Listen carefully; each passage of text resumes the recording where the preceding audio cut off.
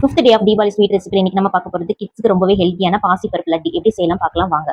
அதுக்கு ஒரு டம்ளர் பாசிப்பருப்பு எடுத்து ஒரு தவால போட்டு நல்லா வறுத்துக்கோங்க. கொஞ்சம் நெய் சேர்த்துக்கோங்க. நல்லா மனமா இருக்குங்க. மிதமான சூட்லேயே வறுத்து எடுத்துக்கோங்க. ஹை ஃப்ளேம் வேணாங்க, ஏன்னா சீக்கிரமே தீஞ்சிரும். மிதமான சூட்டில் இந்த மாதிரி கோல்டன் ப்ரௌன் வந்த பிறகு அதை நல்லா ஆற விட்டுருங்க. ஆற விட்டுட்டு ஒரு மிக்சர் ஜாரில் அதை மாற்றி எடுத்துக்கோங்க. நல்லா ஆறின பிறகு மிக்சியில் மாற்றிட்டு இதை நல்லா ஒரு ஃபைன் பவுடராக அரைச்சி எடுத்துக்கோங்க. இந்த மாதிரி ஃபைன் பவுடர் அரைச்சது அது கூட ஒரு டம்ளர், எந்த டம்ளர் அளவுக்கு பாசிப்பருப்பு எடுத்தீங்களோ அதே டம்ளர் அளவுக்கு சுகர் சேர்த்து அதையும் சேர்த்து ஃபைன் பவுடர் எடுத்து ஒரு பவுலில் மாற்றிக்கோங்க.